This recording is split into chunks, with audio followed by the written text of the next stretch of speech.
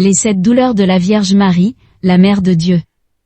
Tournez vos yeux incessamment vers la Vierge Marie, elle qui est mère de douleur mais aussi mère de consolation. Elle peut vous comprendre pleinement et vous aider. En regardant vers elle, en la priant, votre torpeur deviendra sérénité, votre angoisse se transformera en espérance, votre deuil en amour, Saint Jean-Paul II. Marie est mère de douleur mais aussi mère de consolation. Lors d'épreuves difficiles, unissons nos souffrances à celles de notre Mère du ciel, prions-la de nous obtenir les vertus nécessaires pour suivre son exemple. La prophétie de Siméon. Siméon les bénit, puis il dit à Marie sa mère, « Voici que cet enfant provoquera la chute et le relèvement de beaucoup en Israël.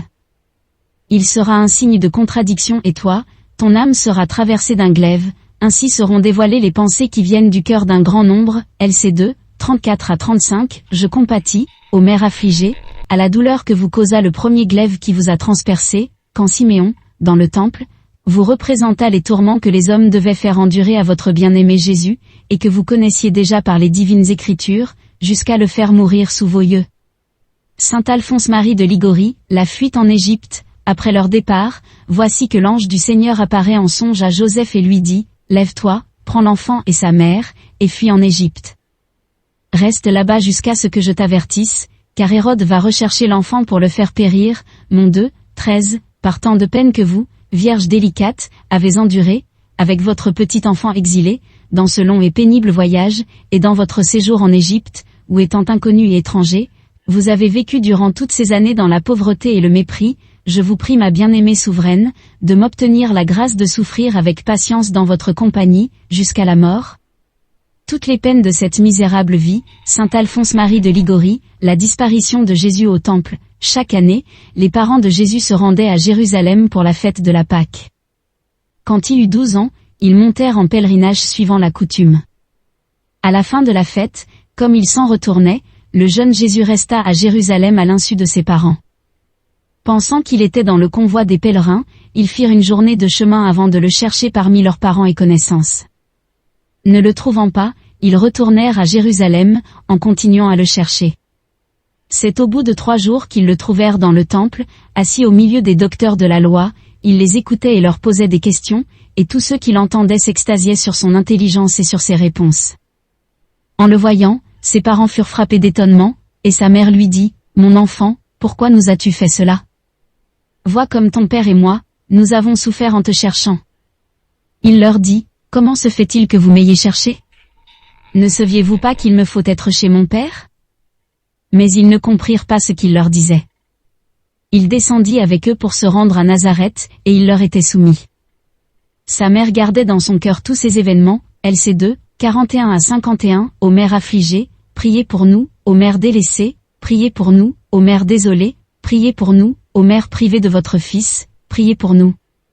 Litanie de Notre-Dame des douleurs. Marie voit son fils chargé de la croix. Le peuple, en grande foule, le suivait, ainsi que des femmes qui se frappaient la poitrine et se lamentaient sur Jésus.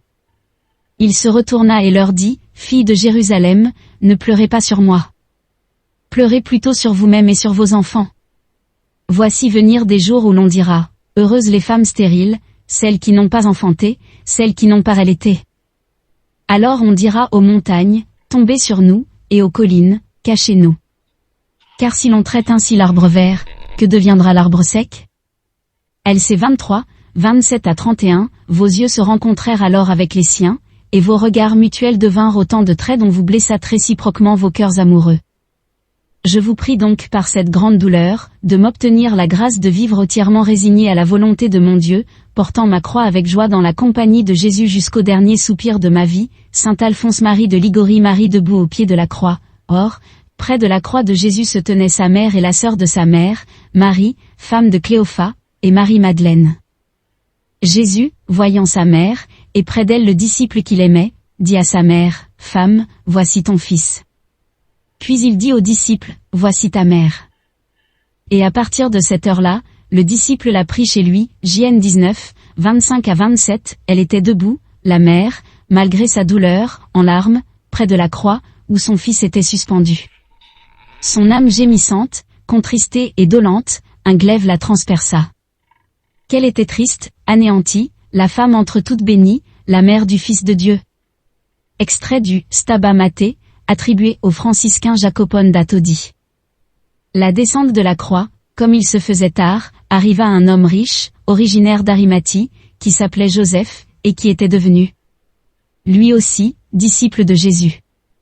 Il alla trouver Pilate pour demander le corps de Jésus. Alors Pilate ordonna qu'on le lui remette.